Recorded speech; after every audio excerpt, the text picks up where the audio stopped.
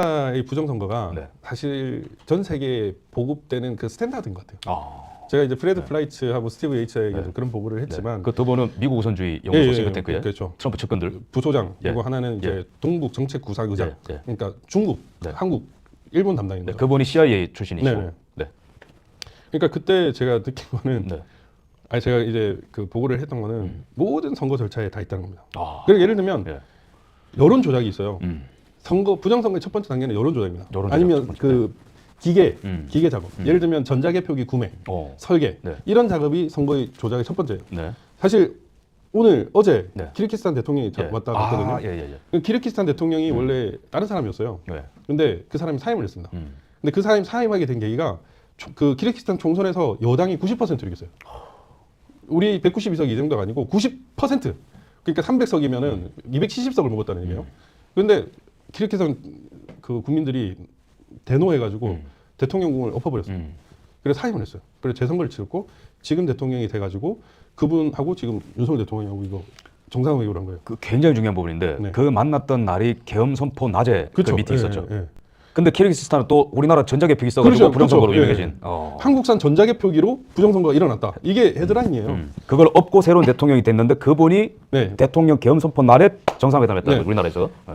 제가 이거 뭐 성관이 얘기니까 지금 제가 성관이 공문을 본 적이 있습니다. 예. 그래가지고 키르기스탄에 부정선거가 일어났잖아요. 예. 그거를 실시간으로 보고받고 있었어요. 아, 한국. 그게 4년 전에 예. 있었던 일입니까? 아, 예. 제가 충격을 먹었어요. 그리고 미얀마 이런 부정선거 논란이 있는 나라 예, 예, 예. 그런 나라더라고. 우리나라 성관이가 공문을 주고 그래요. 거기에 사람 파견을 가지고 야 이게 뭐냐.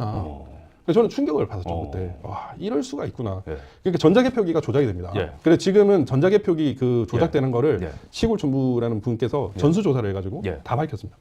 그래서 그게 일정 비율대로 그대로 가게 예. 됩니다. 예. 그래서 이번 수원정의 개표 상황표하고 개표 결과를 보면 예. 개표 상황표의 마지막 값과 예.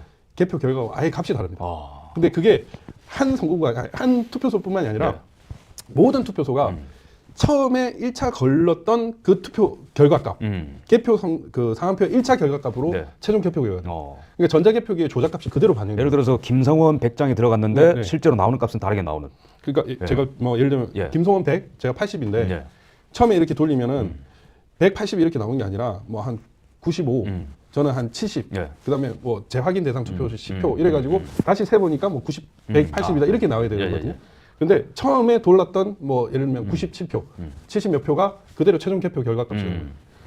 이런 식으로 조작을 계속 해왔습니다. 전자개표기 문제와 키르기스탄의 사례. 예. 네. 뭐 이라크 콩고도 마찬가지예요. 예, 예, 예. 콩고 사람들 한국에 와서 항의하지 않았습니까? 한국 선관위 와가지고 항의를 그렇죠. 했거든요.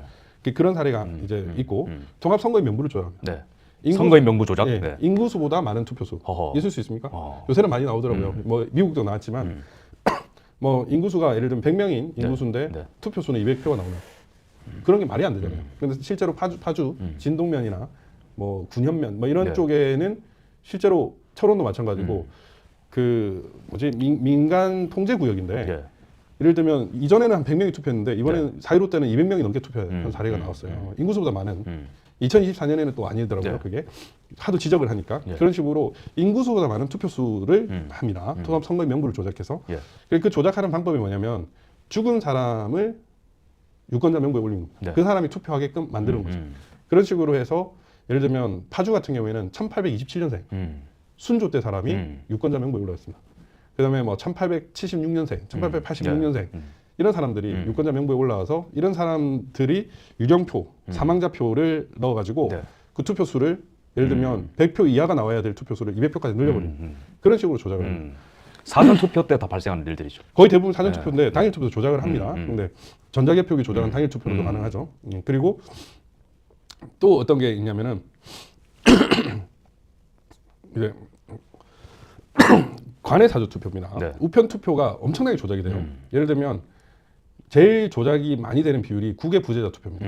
국외 제외 거주자 투표인데 예. 그 우리나라의 이번 4.10 총선에서 예. 국민의힘이 여기 뭐 서울의 강남 지역에 사는 사람이 외국 가도 똑같이 투표 성향은 같을 거 아닙니까? 예, 예. 그 국민의힘이 이긴 선거가 몇 개인지 아십니까? 국외 부재자 투표에서 혹시 빵개입니까? 한 개입니다. 한 개. 서초갑 지역을 제외하고 전국 맞습니까? 전역에 국민의힘 후보가 이긴 수가 한 명도 없어요. 그러니까 공장이 있다는 얘기죠. 그리고 관내 사전 투표. 이번에 뭐 예를 들면 그 오신환 의원이 저한테 전화가 왔어요. 오신환 의원. 네. 네. 그 저도 이제 그때 개표 참관을 하고 있었는데 새벽에 전화가 와가지고 이제 그 사람 바른정당 출신이고 그렇기 때문에 원래 저랑 좀 친했었어요. 예, 예. 근데 부정선거 때문에 좀 사이가 좀 그러졌는데 이 사람이 저한테 전화가 온 겁니다. 약간 울먹이면서 관내 사전 투표함을 깠는데 다 일정한 비율이라는 거죠. 고민정이 훨씬 더 많아. 한 70, 자기는 30, 70, 30. 예. 이게 1000표 이러면 5개의 투표함이 전부 다 700대 300, 700대 300, 700대 300 이런 비율을 기록하고 있다는 거예요. 근데 이게 오신환뿐만 아니라 전국적으로. 그렇죠. 네. 그리고 자기가 생각해도 이건 말이 안 되거든. 어떻게 이런 투표가 나올 수 있냐요. 그러니까 이 그 투표 우편 투표라는 것을 이용해서 그 CCTV나 사각지대가 존재하지 않습니까? 그 투표가 가는 네. 움직이면서 그러면서 투표를 가공을 해서 집어넣는 거. 변호사님 보시기에 그러면 누가 네.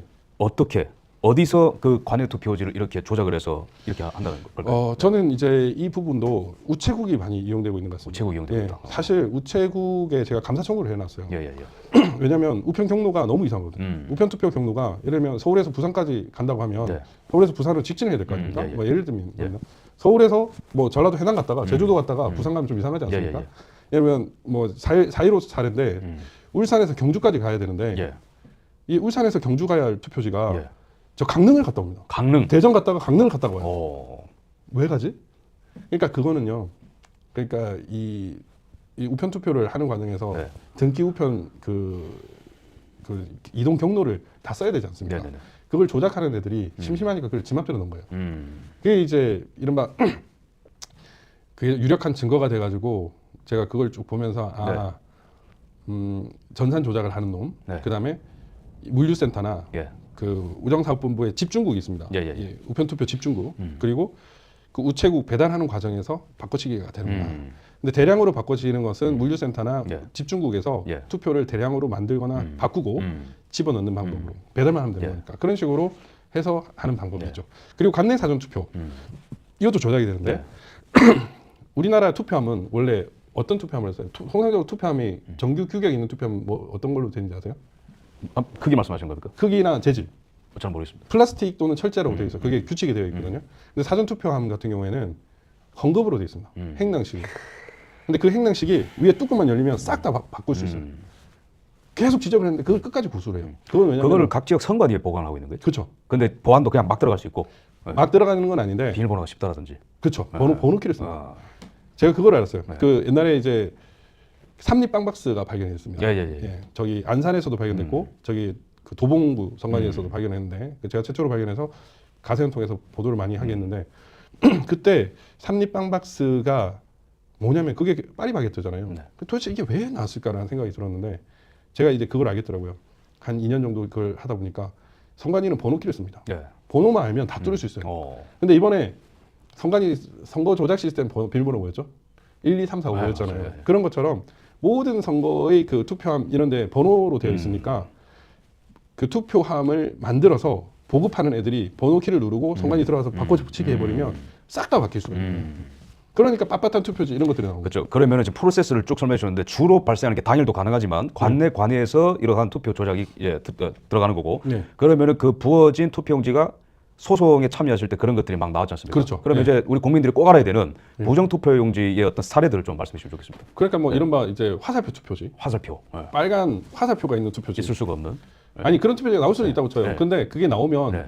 만약에 그런 투표가 나오면 네, 어떻게 항의해야죠. 하겠습니까? 당연히 항의를 하고 바꿔달라든지 그런 게 투표록에 남아야 됩니다. 근데 투표록에는 없어요. 근데 재검표장이 나왔어요. 그 다음에 이른바 또 이제 배추잎 투표지라고 하는 지역구 투표지랑 비례대표 투표지가 이렇게 접쳐 있는 투표지. 네. 이런 것들은 나올 수가 없죠. 그럼 나왔다면은 또 역시 항의를 해가지고 이게 뭐냐 이래가지고 바꾸겠죠. 근데 그런 것들이 없는 거예요. 투표록에는 기록이 없는데 재검표장이 나와버렸어요. 이상하지 않습니까? 네. 근데 또 신기한 거는 투표관리관 도장을 찍지 않습니까? 투표관리관 도장을 찍는데 투표관리관 도장이 안 찍었다라고 투표록에 써놔요. 예를 들어 파주을 같은 경우에 20장의 투표 용지에 도장을 못 찍었다. 그런데 기표를 했다. 그래서 20장이 도장 안 찍은 투표관리관 도장이 없는 투표지가 들어가 있을 거다라고 네. 투표록이 친히 있었습니다. 예. 그런데 재검표를 했는데 모두 다 도장이 찍혀지는 거예요. 있어야 할 것은 없고 없는 것은 나오고 결국에는 재검표를 하는 과정에서 바꿔치기가 됐다는 거죠. 그리고 빳빳한 투표지들이 막 나왔습니다. 신권 나발 같은. 통상적으로는 우리 공직선거법에 투표지를 접어서 넣는다라고 했고 우리는 접어서 넣죠 보통. 접어서 넣지 않고 그냥 이렇게 넣더라도 이 투표하면 눌리고 이래가지고 빳빳해질 수가 없습니다. 그런데 빳빳한 투표지들이 너무너무 많이 나왔어요. 그래서 도대체 이 투표지는 뭐냐? 그냥 만들어서 나온 투표지니까 빳빳한 겁니다. 그랬더니 선관위가 뭐라고 했냐면 그걸 공식적으로 그 특수재질, 형상 복원 기능이 있는 특수재질을 쓴 투표지를 썼다. 이렇게 해가지고 그걸 국민들한테 오상진 시켜가지고 방송을 한 거예요. 이런 것들이 너무너무 명백한 증거들이 많아가지고 그런 종이는 존재하지 않죠 기술적으로. 존재하지도 않고 실제로 감정인을 불러가지고 그 법원에서 증언도 받았습니다. 이런 종이가 있습니까? 지구상에 없습니다. 그렇게 나왔어요. 너무너무 그러니까 많아요. 여러분들 사진 찾아보시면은 정상적으로 접혀진 투표용지가 이렇게 묶여 있는 거는 이렇게 다 꼬불꼬불 이렇게 돼 있습니다. 근데 비교 사진 구글링 해보시면 나오는데 빳빳한 투표용지가 이렇게 쌓이는 거를 보실 수가 있습니다. 네, 뭐 중요한 뉴스 나왔습니까? 눈이 안 좋아가지고 잠깐만요. 부정선거 의혹 수사 목적. 진짜로 이렇게. 제 SBS 단독 떴습니다. 선관위 개헌군 297명 부정선거 의혹 수사 목적이다. 네, 이제 오피셜입니다. 자, 간 것의 오피셜한 목적은 부정선거 의혹 수사 목적이라 떴고요. 자, 저희가 더 분명하게 얘기를 할 수 있을 것 같은데 지금 막 사례들이 나오는데 변호사는 지금 참 신경이 참 복잡할 것 같아요. 몇 년 동안 그 왜 이렇게 투쟁했던 이런 것들이 메이저 이게 빡 터졌습니다. 그러면은 기존에 음모론이라 치부됐었던 일장기 용지, 난 몰라, 뭐 빳빳한 용지 난 몰라 이런 것들이 이제 막 메이저에 나올 건데 지금 신경이 좀 어떠세요? 네. 사실 트럼프 대통령이 당선될 때 신경이 너무 좋아가지고 이제 뭔가 펴지는구나. 사실 작년에 이런 약간 이런 뭐 별의 순간이라고 하나요? 황교안 대표가 지금 부정선거를 말씀하시잖아요. 그걸 끌어낸 사람이 저거든요. 처음에 이제 그 민경위원회 재검표가 있고 나서 7월달에 부르는 거예요. 2021년 7월달에. 그래 만났어요. 만났는데 약간 그 특유의 정중동 자세 있지 않습니까? 그래가지고 뭐 이렇게 하길래 제가 아니 대표님 검사입니까? 이 정치인이 이게 안 보입니까? 이렇게 하면서 막 설명을 했어요. 엄청 갈궜습니다. 그랬더니 계속 보시다가 좀 약간 의아한 거예요. 그래가지고 이분 앞으로 연락을 좀 자주 하겠네 이랬는데 매일 전화 와서 물어보는 거예요. 그래가지고 대표님 저랑 재검표장 한번 가시죠. 이렇게 얘기를 했어요. 그랬더니 내가 어떻게 그렇게 가나 이렇게 얘기를 하는 거예요. 그래가지고 예 알겠습니다. 대표님이 좀 있으신 것 같아요. 그래가지고 근데 또 밤에 딱 전화가 와요. 가겠네. 가겠네.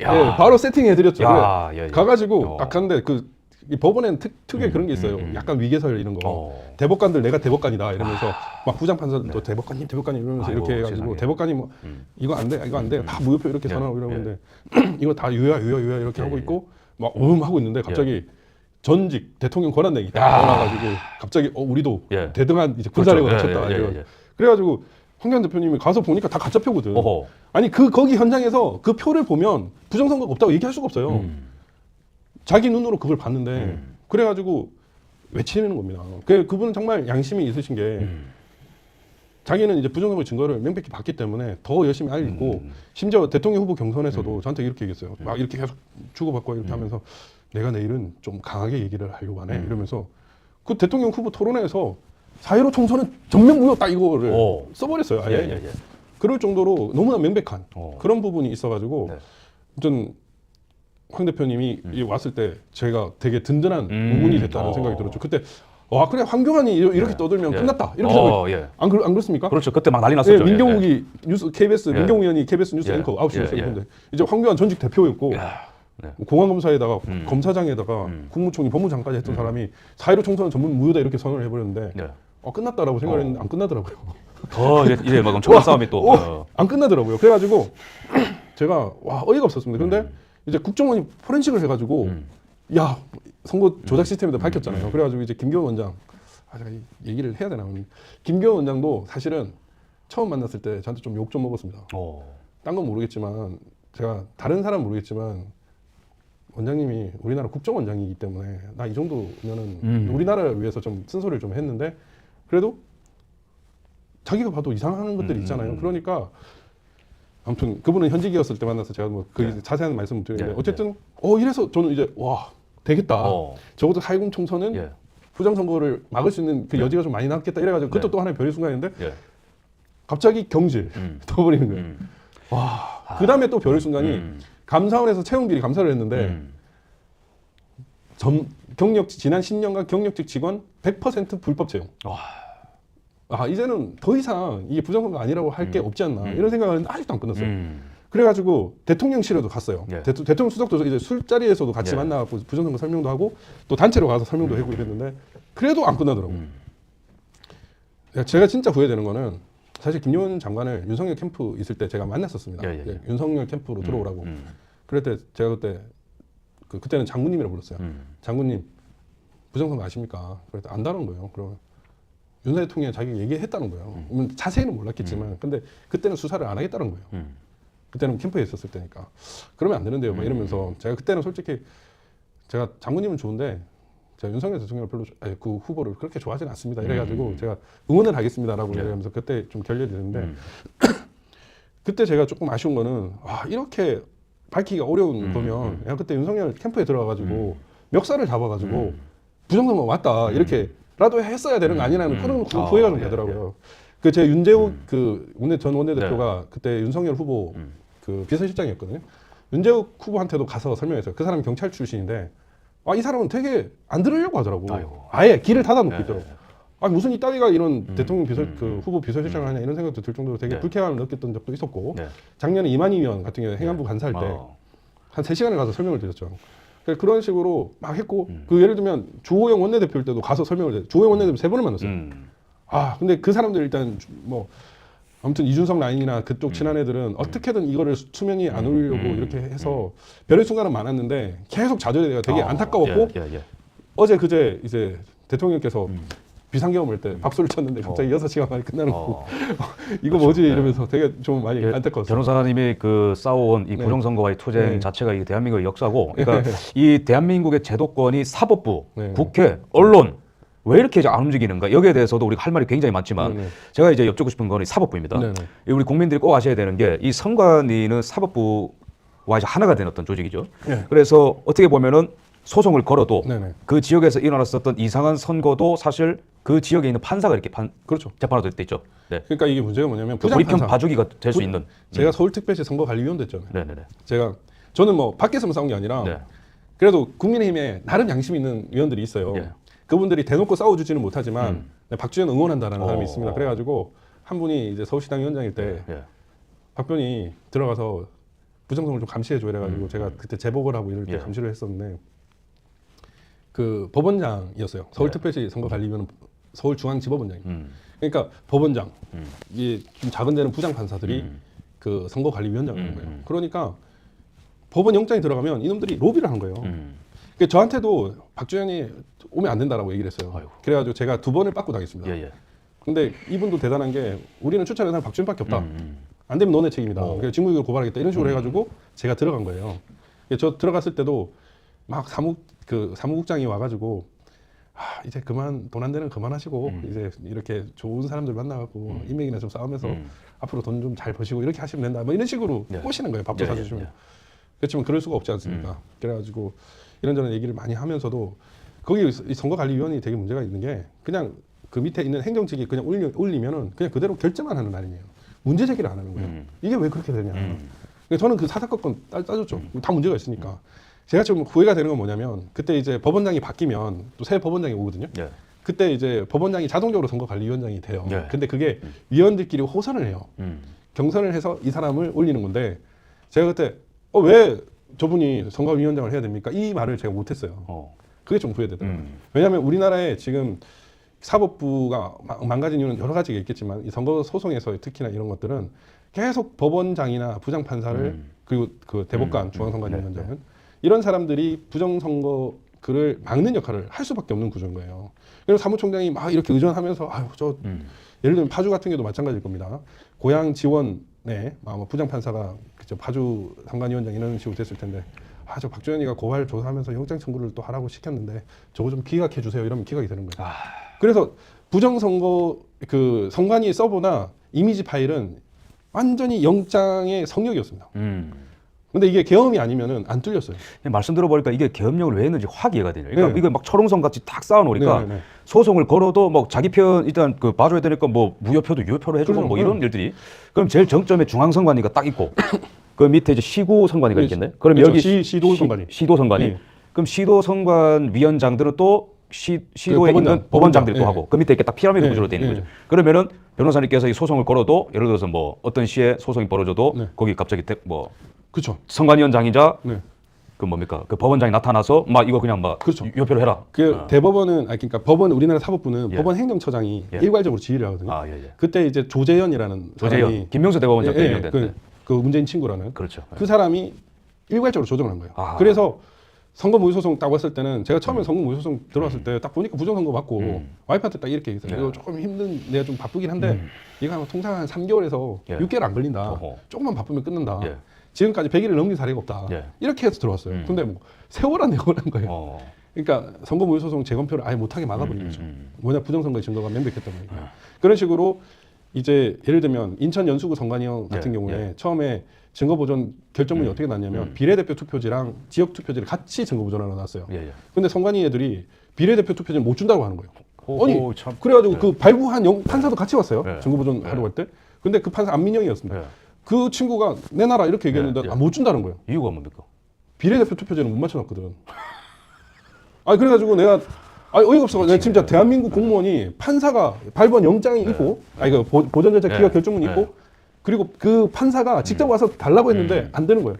그런데 어떻게 되냐면 그 사무국장이 또 위선에 또 얘기를 했더니 이 판사가 찍 갔다가 그냥 지역구 투표지만 가져가시라 이렇게 됩니다. 아니 이거야말로 우리 국민들이 알아야 되는 뉴스 아닙니까? 말이 지금 이게? 됩니까? 아. 근데 그게 현실인 거예요.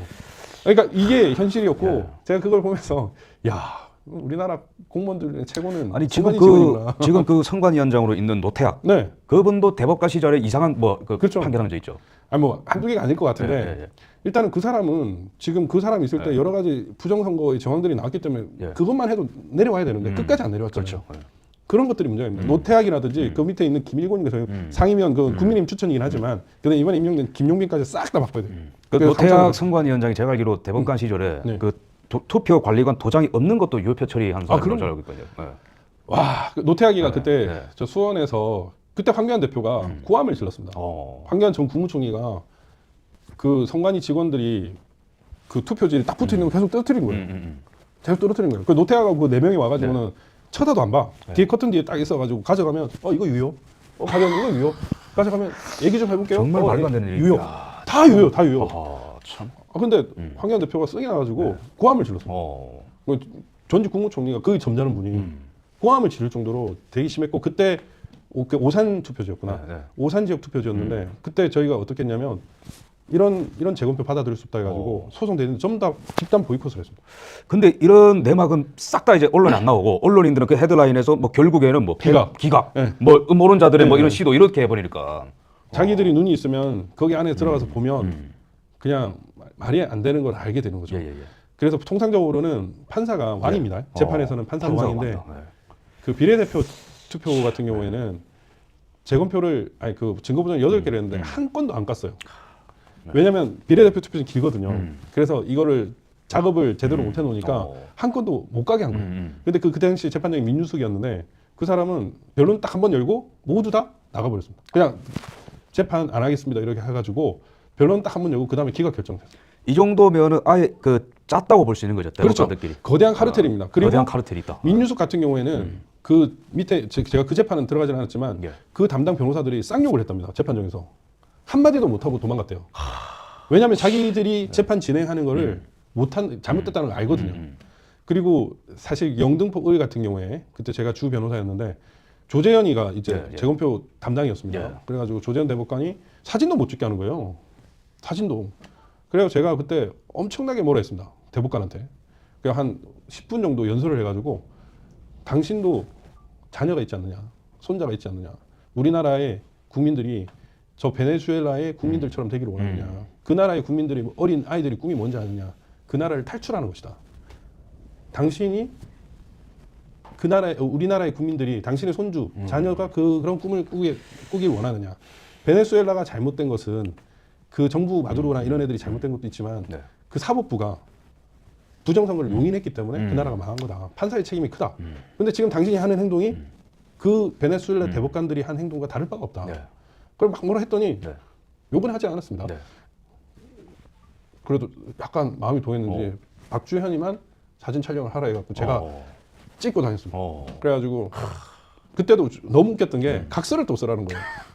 이거를 다른 데 유포하지 않겠다. 사진을 찍는 의미가 없는데. 아 그러니까 웃긴 네, 거예요. 네. 그러니까 도대체 사진을 공개를 못하는 이유가 뭡니까? 당당하면은 공개를 할 수 있는데 그래가지고 제가 이게 소송 과정에서 한 증거를 가지고 네. 이 그 증거 보지 말고 그때 3구 대선 때 인쇄 날인 못하게 하는 거라든지 여러 가지 뭐 잘못된 선거 행정을 하지 못하도록 집행정지할 때 증거 자료를 넣었습니다. 예, 예, 예. 그랬더니 박주현이 각서 쓴 거 위반했다고 그걸 변호사 협회에 징계 청구를 했다니까요. 참. 그래서 제가 그거 1년 동안 방어를 했습니다. 아니 뭐 말로는 맨날 뭐 민주주의, 국민주권 하는데 뭐 이 밀실에서는 국민주권이 막 밟히고 있는 거예요. 이게 너무 그러니까요. 심각한 문제인데 그러면은 이 선관위와 이 사법부의 이런 유착 관계를 이제 쭉 저 변호사님 정말 살아있는 역사 같은데 이걸 좀 말씀해 주셨는데 물론 이제 앞으로 우리가 들을 얘기가 많지만 근데 그다음 차원으로 넘어와서 언론들은 왜 이렇게 이 4년간 이거를 침묵하고 음모론을 매도했는가? 그러면은 변호사님 보시기에는 네. 너무 광범위한 질문이라서 그래도 변호사님께 질문을 하거나 인터뷰를 요청을 한 기자들이 좀 있었습니까? 꽤 있었죠. 어. 조금 전에도 예. TV조선 기자가 전화 어허, 와가지고 예, 예, 예. 아, 변호사님 왜 성관이가 저기 들어간 걸까요? 예, 이러면서 저한테 아니 그 친구 되게 웃긴 게 그 예. 친구 원래 TV 탐사보도 7 예. 그거 촬영하던 어. 기자였어요.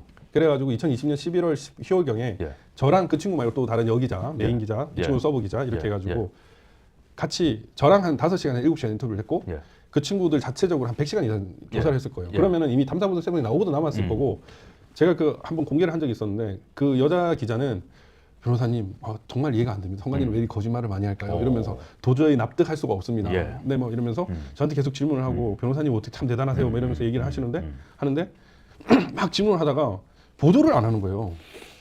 그래서 제가 기자님 어떻게 하십니까? 라고 이렇게 질문을 했었어요. 예, 예, 예.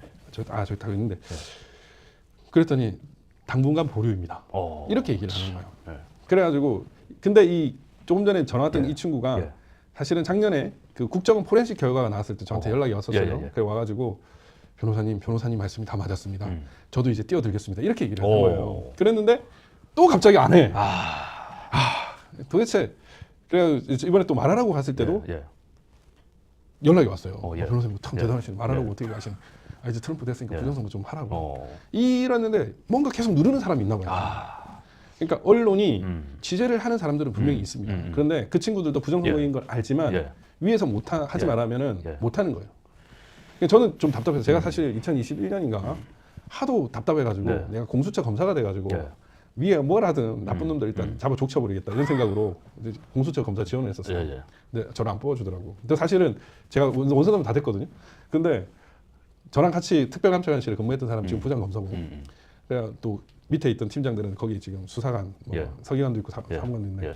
그런데 일단 제 목적을 알았고 그 김준욱이나 이런 애들이 예. 제가 어떤 놈인지 알기 때문에 안 뽑은 것 같긴 한데 아니, 근데도 이렇게 막 찔러보는 게 진짜 사명감 아니면은 그렇죠. 안 되는 것 같은데. 근데 진짜. 지금은 예. 사실 공직에 들어가면 큰일 날 것 같아요. 그 배고파 예. 죽을 것 같아서 예. 애들 드리고 이래가지고 걱정인데 그 야, 당시에는 근데 정말 우리가 큰 빚을 지고 있는 것 같습니다, 변호사님. 예. 제가 그때 이제 느낀 거는 이제 한 명의 수사관, 한 명의 검사만 제대로 된 마인드를 가지고 있으면 이거 밝힐 수 있거든요. 예, 예.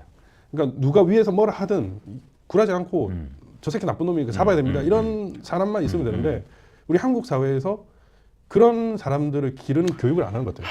정말 너무 중요한 말씀해 주신데 변호사님 지금 무려 16,000명이 지금 보고 있습니다. 그렇습니까? 그래서 지금 변호사님 이 말씀해 주신 거를 잠깐 제가 요약을 하고 그다음 이제 그 얘기를 좀 이어갈 건데 너무 중요한 얘기들이 더 많이 나옵니다. 시청 고정해 주시고 우리가 이 부정선거와의 투쟁을 막 4년간 하시면서 막 소송을 걸어서 사법부와도 막 투쟁을 하고 그다음에 뭐 이제 내가 한번 검사가 돼볼까 해가지고 막 그런 루트도 찾아보시고 기자들한테도 소스 주고 했는데 언론도 안 해. 검찰들도 안 나서 사법부도 막혀. 근데 이게 지금 시사하는 바가 굉장히 큰데 대통령께서 지금 이 그램에도 부정선거 카드를 척결 카드를 꺼낸 거는 어마무시한 세력과 지금 싸우겠다는 겁니다. 그렇죠. 배후에 있는. 예. 그러면은 하나만 더 여쭤보겠습니다. 그럼 국힘은 왜 이렇게까지 이거를 깔아뭉개고 음모론 취급했던 그런 것입니까? 그 주된 역할하는 놈들이 있었죠. 이준석, 준석이, 하태경. 하태경, 근데 이번에 이준석, 하태경. 아니, 죄송합니다. 그만 진짜 한번 잡아보고 싶은데. 그 잠깐만 지금까지 나온 주적들을 제가 명시하겠습니다. 자, 김명수 대법원장, 천대엽, 조재현, 그다음 또 누구야? 박상환, 네. 노태학, 민경숙, 그다음에 노정희, 노정일, 예. 소쿠리 사태. 예. 지금 주적 근데 그 딱딱딱딱 소쿠리 사법부에. 사태는 네, 소쿠리. 소쿠리 사태가 제가 예. 그때 국민의힘 공명시당 예. 선거위원장이었습니다. 예. 죄송합니다. 민유숙이죠. 민경숙 네, 아닙니다. 민유숙. 민경숙 씨 죄송합니다. 민유숙. 예. 아니 안 그래도 그 속구리 투표도 제가 전국적으로 이슈화시켰죠. 어허. 예. 그때 제가 이제 선거 감시를 해야 되기 때문에 예. 선관위에 제가 사표를 냈어요. 예. 사직서를 냈어요. 4.7 보궐선거도 조작이었거든요. 예. 그래가지고 제가 사직서 있는데 그 사직서 뭐라고 썼냐면은 그 바깥에서 투표지를 인원을 체크한 것과 네. 실제 투표 결과가 다르다. 어. 나는 이렇게 선거 의혹이 있는 곳에서 예. 이랬다는 것을 예. 쪽팔려서 나는 용납 못한다. 멋있다. 아 진짜 그렇게 썼어요. 그리고 K투표, 그 프로듀스 1001 이 투표지 이런 것들 선관위가 하는 건데 부정거 밝혀지지 않느냐. 네. 선관위가 깨끗한 기관이 되길 바란다. 나는 사직한다. 이렇게 해가지고 제가 한 2면 정도 해가지고 내고 사직서를 받았습니다. 네. 그리고 나서 제가 그분이 서울시당 위원장일 때 박 변호사가 그 일단 대선에서 서울시 쪽에 선거 감시를 좀 도와달라 해가지고 제가 그 은평구 선관위에 가가지고 그 촬영을 해서 그때 제 유튜브가 우리 김성현 대표님처럼 인기 있는 유튜브는 아니었지만 그때 200만 뷰가 바로 넘었어요. 오. 한 방에. 그러니까 아쉬웠던 거는 그때 핸드폰 그 배터리가 바로 떨어져가지고 하하. 한 500만 뷰 이렇게 됐을 텐데 그래가지고 이슈가 됐는데 그 문제는 속구리 투표가 본질이 아닙니다. 그 문제는 뭐냐면 이재명으로 기표된 다른 투표지가 여러 장이 다른 데 있어가지고 봉투에 하나 더 있고 배부가 됐다는 거예요. 그래서 속구리 이미 투표 문제가 찍혀진 투표지. 위조 투표지가 배부되었다. 이게 본질이었어요. 맞습니다. 그런데 자기네들도 잘못돼 놓으니까 이거를 예. 그 어떻게든 축소해야 되니까 그게 속구리 투표 사태가 된 거고 제가 그때 그 시장위원장한테 보고를 해가지고 국민의힘 행안위 위원들이 바로 거기 선관위에 가서 항의를 하게 만들고 그때 중앙선관위를 또 갔었죠. 그런 일이었습니다. 그래서 속구리 투표도 노정이 그거 사퇴했는데 그 본질은 속구리 투표가 아니라 위조 투표죠. 그러면은 아까 그 국힘 얘기로 돌아와서 네. 감사합니다. 그 이준석, 하태경 이런 말씀하셨는데 네. 그럼 이제 이런 자들은 공범이라고 보세요? 아니면 아무것도 모르고 계속 그냥 뭐 공범이죠. 공범으로? 네. 철저히 그러니까 음모론으로 치부를 하면서 이 논의가 차단되게 만드는 논의입니다. 아까 저한테 추천했던 분이 원래는 4.15 총선 때 그 다음에 의총에서 부정선거 얘기를 했는데 그분은 저처럼 강단이 있지 않아서 부정선거 얘기를 했더니 막 이준석 같은 애들이 막 뭘 하니까 아 주연은 안 되겠다.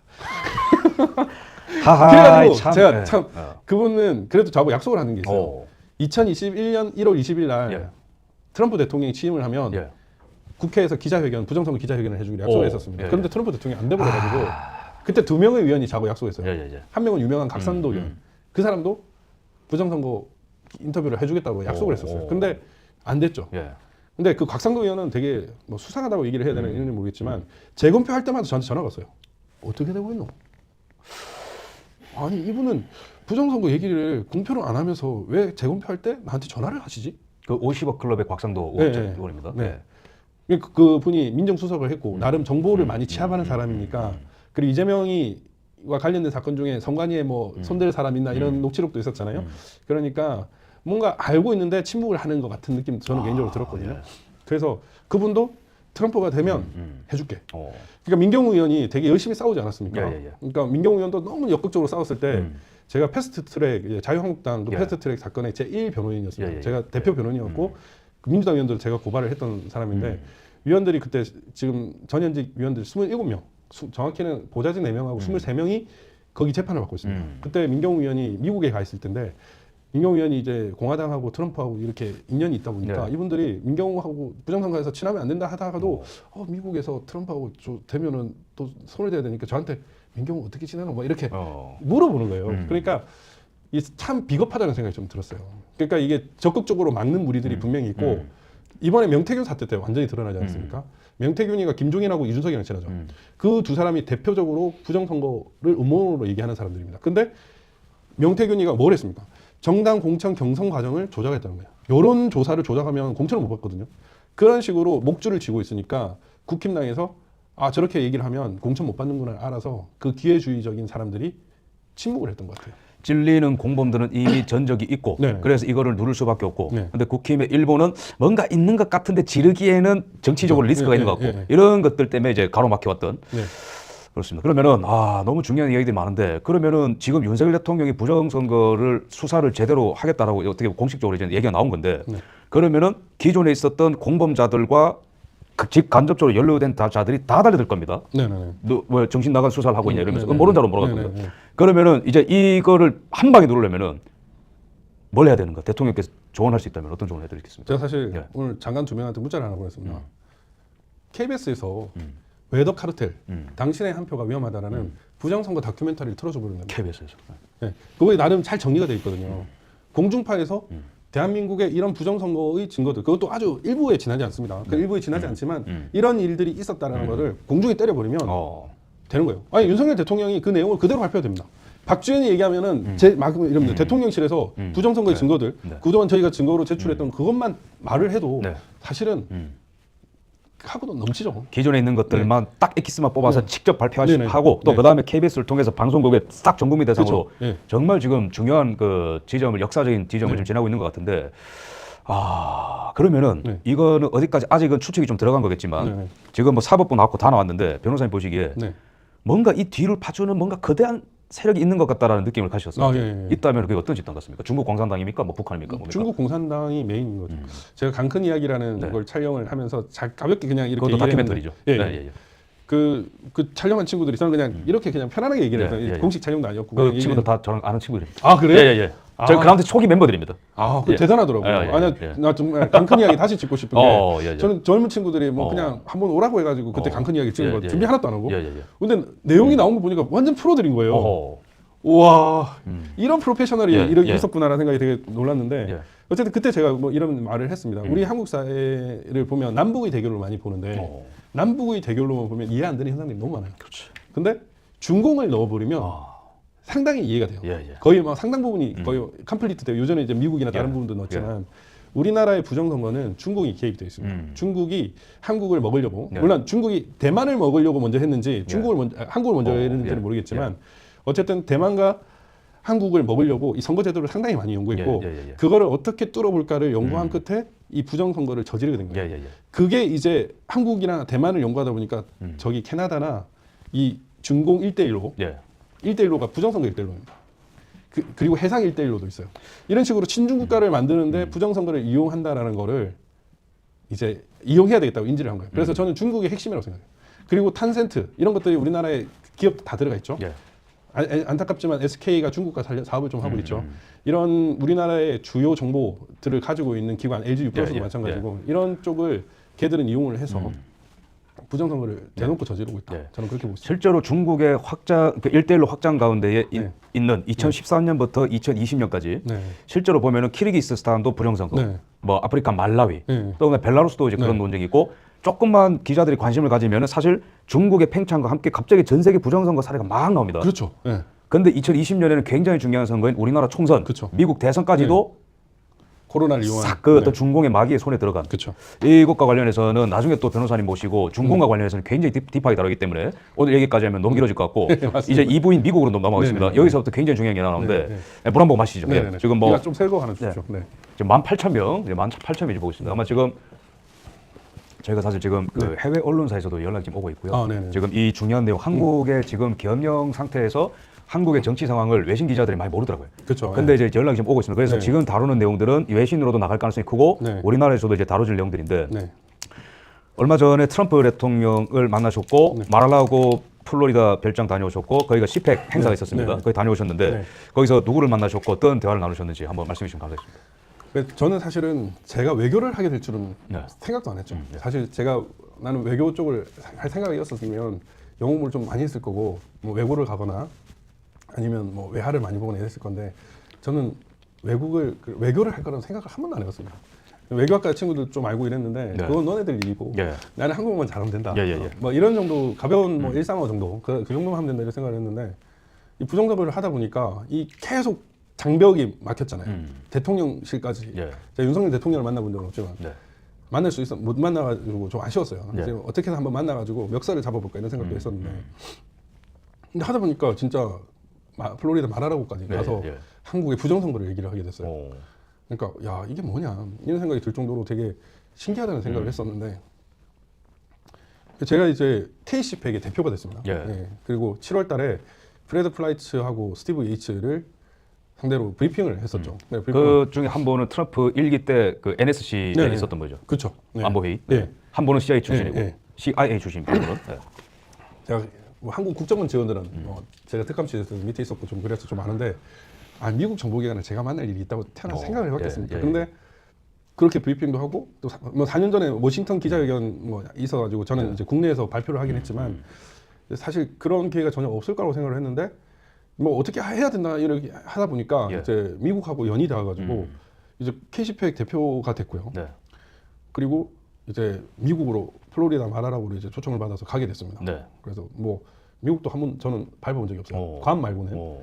괌은 여러 번 갔었는데 미국을 밟아본 적이 없었는데 이번에 이제 뭐 비행기 값도 주고 호텔비도 주니까 오. 그냥 저는 가겠습니다라고 얘기해서 가서 이제 만났죠. 사람들 네. 많이 만났는데 처음에는 이 사람들이 그냥 뭐 누가 있겠노 뭐 이런 생각으로 갔는데 이게 다 어마어마한 사람들이더라고요. 아 진짜 전 근데 이제 제가 뭐 예를 들면 뭐 매튜 휘테커, 네. 예, 뭐 라마스와미, 비백 라마스와미. 예. 저는 처음에 그다음에 그 하비에르 말레이 아르헨티나 대통령, 예, 일론 머스크도 왔습니까? 일론 머스크는 CPEC 행사에는 안 왔고, 네. 그러니까 이게 AFPI 모임이 있었고 네. 그 다음 날 CPEC 아. 인베스터스 서밋이 있었는데 AFPI는 참고로 미국 우선주의 정책 연구소고 이 부정선거 연구로 굉장히 유명합니다. 또 네. 이제 친트럼프 성향이고요. 친트럼프고 또 미국 시민권자만 받았습니다. 아. 거기에 이제 일론 머스크가 그때는 거기 있었고 여기서는 이제 그런 건 아니었고 어쨌든 대단한 사람들이에요. 네. 이제 사실 인적 사항을 좀 다 확인했으면 요 옆에 테이블도 대단한 사람인 것 같고 저 옆에 있는 사람 다 대단한 사람. 한 장소에서 보기 힘든 사람들 다. 네, 네. 그러니까 사실 제가 한국에서 어떤 사람을 만나도 이 사람들을 이런 급을 못 만날 수도 있겠다는 생각이 좀 들 정도의 대단한 사람들이 옆에 있었던 것 같아요. 그런데 그 예를 들면은 또 공화당의 중앙위원장 마이클 와트리 이런 사람도 있었고 그러니까 제가 처음에는 누가 옵니까 이랬을 때 그냥 돈 많은 백인들이 옵니다라고 얘기를 하더라고요. 그래가지고 그게 아니었습니다 이게. 그래서 뭐 그냥 뭐 고든창이나 우리가 본격 매슈랩 이런 분들도 있었는데 매슈랩은 너무 친해가지고 친하게 대응을 해서 CPEC 회장님이시죠. 예. 네. 근데 그게 저는 처음에는 그냥 친구 같았거든요. 그냥 막 반갑다고 그러고 이제 한국에서 할 일이 많겠네요 이렇게 얘기를 하던데 그게 제가 조금 부끄럽지만 그분이 그 영어를 그렇게 직설적으로 표현을 안 했어요. 뭔가 한국에서 할 일이 뭐 있을 겁니다를 약간 비유적으로 얘기를 했는데 제가 순간 그거를 잘 못 캐치를 해가지고 옆에 분한테 저거 뭐라고 얘기를 했습니까? 라고 물어봤을 텐데 그때 제가 스몰 토크를 못하니까 이게 진짜 너무 화가 나는 그런 생각이 들었지만 어쨌든 매슈랩 같은 경우에는 뭐 악수한 사진도 많고 막 이런 제가 사진을 원래 잘 안 찍거든요. 근데 이제 그런 사진도 있고 이럴 정도로 친하게 뭐 이런저런 얘기를 하게끔 편했고 주로 그 사람들이 거기서 대화하던 테마가 뭔가요? 부정선거? 그러니까 제가 진짜 후회되는 게 뭐냐면 저는 부정선거를 처음에 알리려고 갔거든요. 근데 미국 공화당 사람들은 부정선거를 모르는 사람이 없는 것 같더라고요. 다 이미 알고 있다. 부정선거를 설명할 필요가 없는 거예요. 그냥 이건 그냥 사실이다. 이제는 그 척결한 것만 남았다. 그러니까 이제 사실 제가 이번에 가가지고 노래를 3개를 감동 깊게 들어가지고 비행기 탈 때마다 하고 하루에 2시간 이상 들었는데 가드 브레스 더 USA, 그 다음에 스타 스팽글드 배너, 그 다음에 트럼프 원. 근데 이제 뭐 트럼프 대통령 올 때는 가드 브레스 더 USA가 들리고 이제 CPEC 행사를 3번을 했는데 처음 할 때 뭘 하냐면은 애국가를 부르더라고요. 스타 스팽글드 배너 되게 좋더라고요. 그게. 마지막에 그 문구가 저는 완전히 심장에 꽂혔습니다. 사실 미국 애국가를 들을 기회가 있지만 깊이 있게 안 듣잖아요. 근데 더 랜드 오브 더 프리 할 때 그다음에 더 홈 오브 더 브레이브 이러는데 이 사람들이 그럼에도 불구하고 부정선거를 이기고 트럼프가 대통령이 됐구나라는 걸 확 느꼈어요. 자유의 땅, 용감한 자들의 고향. 그러니까 이 자유를 위해서 싸우는 용사들이 결국에는 이제 부정선거를 이기고 조금 결집한 거예요. 그러니까 와 그런 게 감동이 확 느껴지는데 그걸 불렀던 가수가 또 그 다음에는 트럼프 원을 부른 거예요. 나타샤 오웬이더라고. 트럼프 원 and you know it. We know it. 트럼프 원 이겼다. You know. I know. You know. They know. Everybody know. 와.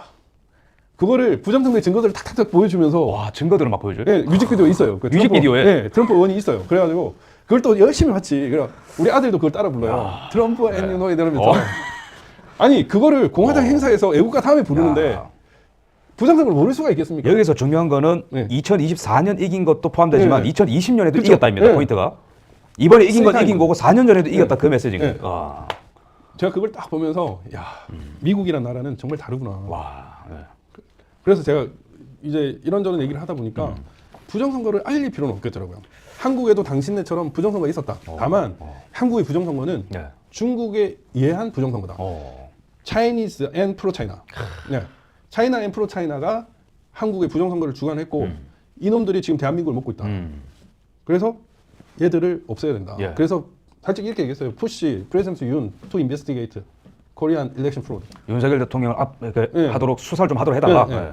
그 얘기를 했어요. 제가 윤 대통령 수사 좀 해서 이렇게 못했는데 예. 제가 그렇게 얘기를 했어요. 그래서 솔직히 매튜 위테커는 예. 저를 꼭 하나 주더라고요. 아, 근데 저는 사실 처음에 매튜 위테커가 예. 머리 빡빡에 예. 막 그 무대에서 막 이렇게 하더라고. 그래서 저만은 공연을 위한 연예인인가 이런 생각을 했었어요. 처음에. 예. 근데 일기 법무부 장관 대행을 했더라고.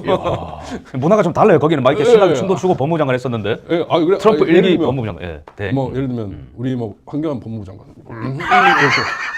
이렇게 그 한동훈이 맨날 폰만 잡잖아요. 네, 제가 네, 그러죠. 뭐 가발도 좀 써야 되고.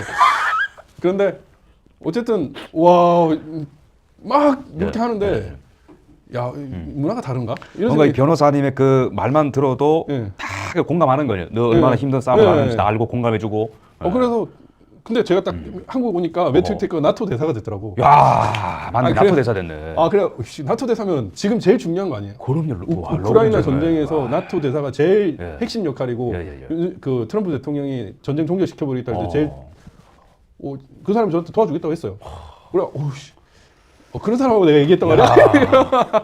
그러니까 예. 저는 조금 후회가 돼요. 사실은 많이 후회되고 내가 진짜 영어 공부 좀 저 사실 요즘에 우리 꼬맹이들하고 영어 공부를 같이 하고 있습니다. 우리 꼬맹이들이 우리 와이프가 영어 유치원은 안 보내겠지만 자기가 이제 우리 와이프는 예. 뉴욕에 어학연수도 갔다 왔거든요.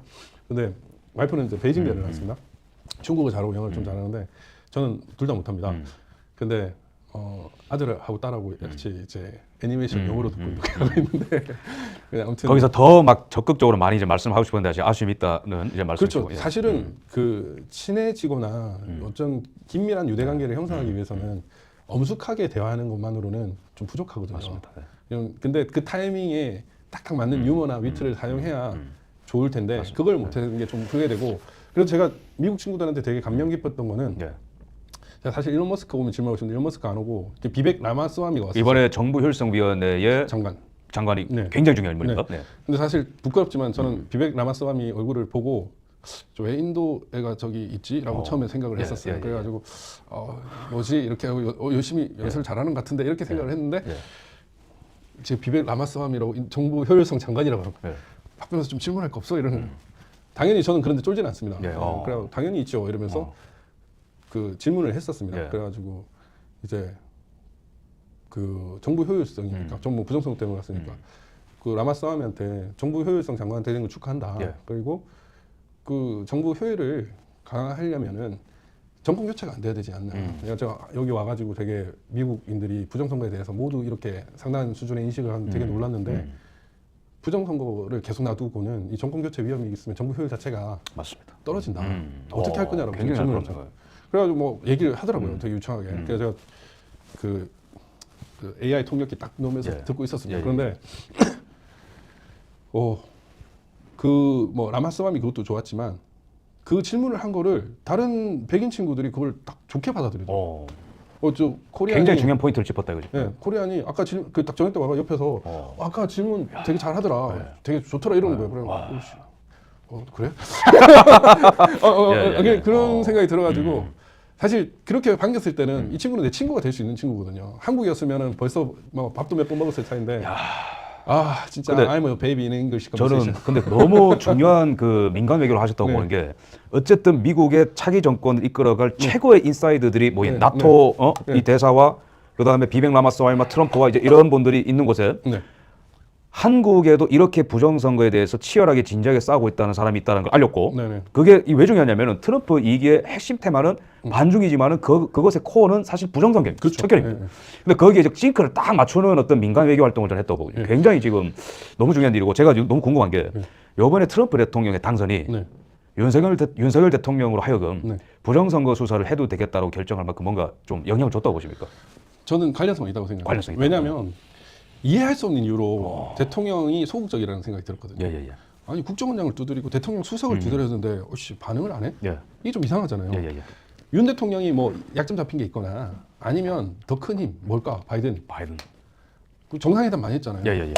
그래서 프레지던트 윤 그래서 돈 스탑 어. 좀 investigator 뭐 이렇게 했을 수도 있는 거고 어. 아니면 실무진끼리 부정선거는 우리 아킬레스건이기 때문에 하지 말아라고 이야기를 했을 수도 있다고 생각을 해요. 예.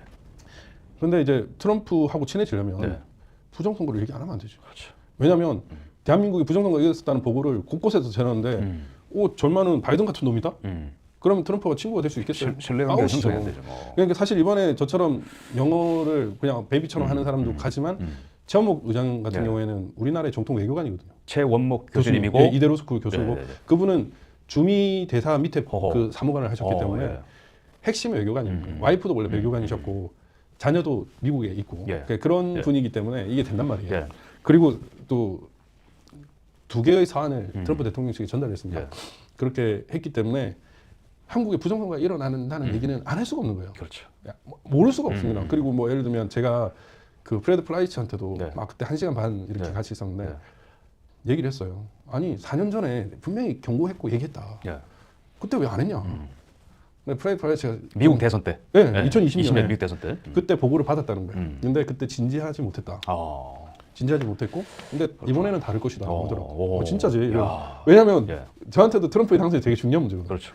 이게 미국의 대통령이 누가 되느냐. 트럼프가 대통령이 되면 한국의 지형도 바뀔 거라는 확신이 있었기 때문에 둘째 또 바이든이 되거나 해리스가 돼버리면 예.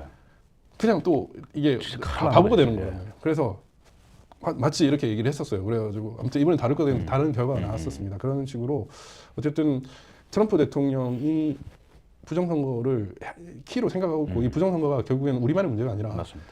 중국과 친중파가 한국에 작업한 거예요. 맞습니다. 왜냐하면 사드 설치하는 것만으로도 막 경을 일으키는 놈들인데 지금 친중파로 장악을 해야 된다는 판단을 한 거 아니에요. 저는 트럼프 대통령이 주한미군 철수 아니면 주한미군 체류비를 올리겠다고 얘기를 하는데 딜을 하면 충분히 된다고 생각해요. 외교는 그것 때문에 하는 거거든요. 한국에 예를 들면 이태원에서 주한미군 용산에 나가면서 이태원이 되게 낮아지지 않았습니까?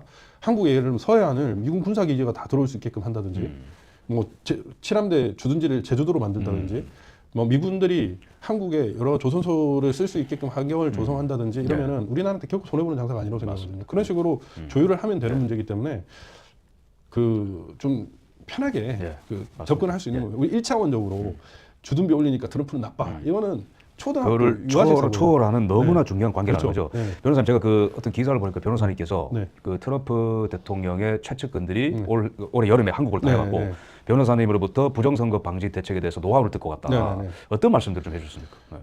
그러니까 한국의 부정선거 이런 부분을 얘기를 했고 예. 이게 미국하고 똑같다고 얘기했습니다. 아, 어차피 똑같아요. 보팅 머신 장난치는 거, 선거 명부 조작하는 거, 예. 투표지 집어넣는 거, 예. 우편 투표 장난치는 거, 예. 다 그래. 그 감시 사각지대가 없도록. 예, 예, 예. 그러니까 이게 뭐 저희 말을 듣고 트럼프 대통령이 한지는 모르겠지만 네. 부정선거 방지대 같은 예. 거를 조직을 제대로 해야 된다. 오. 그리고 경찰력을 최대한 동원해야 된다. 부방대 경찰력. 네, 네. 그런데 트럼프 대통령은 이번에 갔더니 바로 6,500명의 변호사를 조직했다라고 얘기를 하더라고요. 그러면서 그걸 자연스럽게 얘기를 하면서 이번 선거도 부정선거였지만은 이겼다라고 얘기를 하면서 그 공화당 중앙위원장인 네. 마이클 와트리를 네. 이렇게 인사를 시키면서 뭐 노스캐롤라이나 담당이면서 전체 총괄을 한 것 같은데 와트리가 와 저랬구나라는 생각이. 아, 이 정도면 트럼프 대통령이 한턱 쏴야 되는 거 아닙니까, 변호사님한테? 근데 맥도날드의 콜라. 그건 좋죠. 근데 물론 저 때문에 된 건 아니겠죠. 그러니까 사실 제가 미국에 가기 전만 해도 네. 좀 공로가 있지 않을까 이런 생각도 했었지만 예, 예. 제가 이번에 미국 가서 느낀 거는 미국인들은 자기들의 문제점에 대해서 솔직하게 지적을 하고 이걸 어떻게 개선해야 되는 거를 철두철미하게 예, 하는 거예요. 예, 그게 예, 거기에 돈도 많이 넣고 예, 예. 저는 진짜 빌리오네어들이 1억 4천만 불이었나요?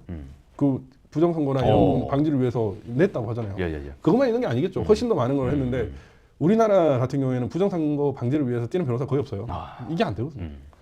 그러니까 와 이런 문화의 차이나 분단의 차이나 6,500명의 변호사들이 있으면은 예. 그다음에 이번에 소송에서도 120건 넘는 소송을 했다고 하잖아요. 예.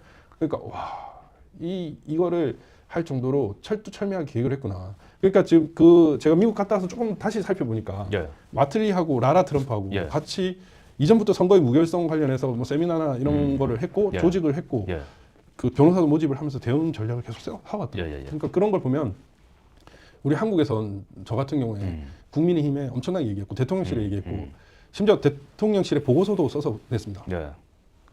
전전전 그 장관급 예.